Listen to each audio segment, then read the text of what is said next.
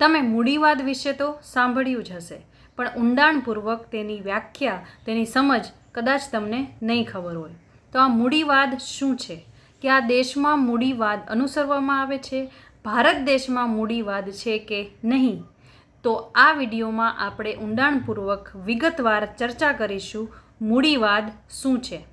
મારા લાસ્ટ વિડીયોઝમાં અમે સમાજવાદ અને સામ્યવાદ વિશે ચર્ચા કરી હતી. જો તમે તે વિડીયો ન જોયા હોય તો તેમની લિંક્સ હું મારા ડિસ્ક્રિપ્શન બોક્સમાં મૂકી દઈશ. તો ચાલો શરૂ કરીએ મૂડીવાદ. સ્વાગત છે તમારું મારી યુટ્યુબ ચેનલ પર. તો આ યુટ્યુબ ચેનલ પર હું સરકારી નોકરીને લગતી માહિતી, ઇન્ફોર્મેશન અને સામાન્ય જ્ઞાનની ચર્ચા કરું છું. તો મૂડીવાદ શું છે? મૂડીવાદ શબ્દમાં આપણને મૂડી શબ્દ મળી રહે છે. તો મૂડી એટલે કે પૈસા. જોવા જઈએ તો તમારું ઘર, તમારી પાસે ગાડી હોય અથવા તો તમારા પૈસા હોય તો આ બધી જ વસ્તુને મૂડીમાં ગણવામાં આવે છે. મૂડીવાદ એટલે કે ખાનગીકરણને પ્રોત્સાહન આપતી એક વિચારધારા. મૂડીવાદમાં કોઈ પણ સંપત્તિ હોય, બિઝનેસ હોય, કોઈ પણ પ્રાઇવેટ કંપની હોય તો તેનો માલિક કોઈ એક વ્યક્તિ હોય છે અને મૂડીવાદ હંમેશા નફાને મહત્ત્વ આપે છે. તો આ મૂડીવાદના પિતા એડમ સ્મિથને ગણવામાં આવે છે. જેમ કાર્લ માર્ક્સને સામ્યવાદના પિતા ગણવામાં આવે છે, તેમ મૂડીવાદના પિતા એડમ સ્મિથને માનવામાં આવે છે. એડમ સ્મિથે ઈસવીસન 1776માં એક પુસ્તક લખ્યું હતું, ધ વેલ્થ ઓફ નેશન્સ, રાષ્ટ્રોની સંપત્તિ. તો તેમાં મૂડીવાદની વિગતવાર ચર્ચા કરવામાં આવી છે. તો એડમ સ્મિથે મૂડીવાદની સંકલ્પના, વિચારધારા આપી છે. તો મૂડીવાદ એટલે શું? મૂડીવાદની વ્યાખ્યા શું કરી શકાય? તો મૂડીવાદ એટલે કે જે વ્યક્તિ પાસે વધારે પૈસા હશે તો તેમને તેનું વધારે વળતર મળશે. સામાન્ય ભાષામાં આ રીતે તેની વ્યાખ્યા કરી શકાય. તો ઘણીવાર તમે સાંભળ્યું હશે કે પૈસો જ પૈસાને ખેંચી લાવે છે, પૈસો જ પૈસાને બનાવે છે. આવું આપણે ઘણીવાર સાંભળતા હોઈએ છીએ અને વાતમાં ઉપયોગ કરતા હોઈએ છીએ.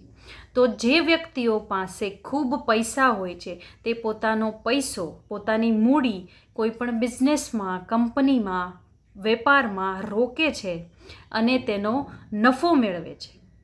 ધરખમ નફો મૂડીવાદમાં મળી શકે છે.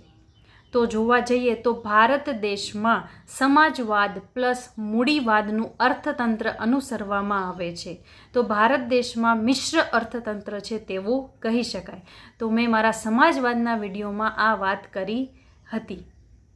તો ઉદાહરણ તરીકે જોઈએ તો ધારો કે તમે કોઈ એક પ્રાઇવેટ કંપનીમાં, ખાનગી કંપનીમાં નોકરી કરો છો અને તમને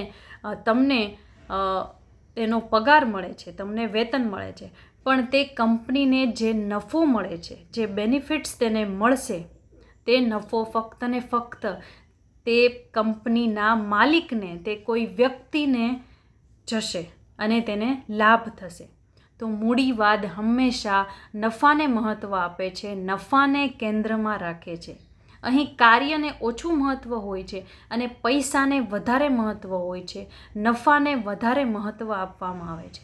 તો ઘણીવાર એવું બન્યું છે કે નફો મેળવવા માટે કારીગરોને, મજૂરોને કે નોકરી કરતા વર્ગને વધારે કલાકો બેસાડવામાં આવે છે, કામ કરાવવામાં આવે છે, 8 કલાક, 10 કલાક કે 12 કલાક.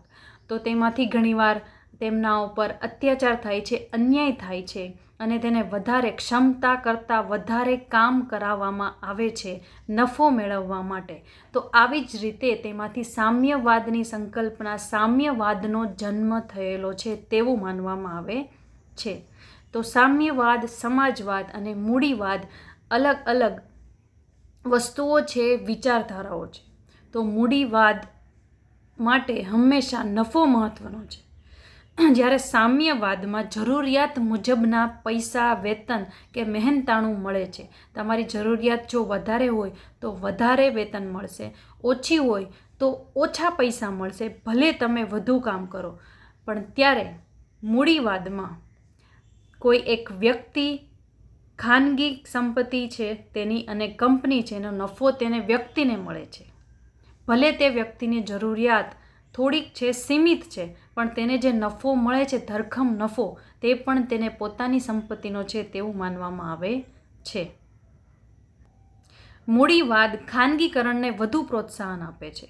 એટલે કે કોઈ પણ ઇન્ડસ્ટ્રી, કોઈ પણ ઔદ્યોગિક એકમ, બિઝનેસ કે વ્યાપાર કોઈ એક વ્યક્તિની માલિકીનો હોય છે. એટલે મૂડીવાદ ખાનગીકરણને મહત્ત્વ આપે છે. અને મોટા ભાગે મૂડીવાદમાં, ખાનગીકરણમાં સરકારનો હસ્તક્ષેપ અને દખલગીરી હોતું નથી. અમુક અંશે જ સરકાર તેમાં દખલગીરી કરે છે. તો આ ખાનગીકરણમાં કે કોઈ વ્યક્તિની ખાનગી પ્રાઇવેટ કંપનીમાં, મૂડીવાદમાં સરકારનો સૌથી ઓછામાં ઓછો હસ્તક્ષેપ હોય છે, કોઈ દખલગીરી હોતી નથી. તો આઈ હોપ કે તમને મૂડીવાદની સંકલ્પના અને વિચારધારા સમજાઈ ગઈ હશે.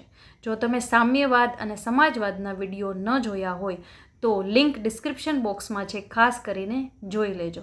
અને જો તમે સરકારી નોકરીની તૈયારી કરતા હોય અથવા તો તમને સામાન્ય જ્ઞાન અને અવનવી વસ્તુઓ જાણવાની જિજ્ઞાસા હોય તો આ ચેનલને સબસ્ક્રાઈબ કરજો. I will see you in my next video with new topic. નવા ટોપિક સાથે હું આગળના વિડીયોમાં મળીશ તમને. મારી ચેનલ જરૂરથી સબસ્ક્રાઈબ કરજો, લાઈક કરજો અને શેર કરજો.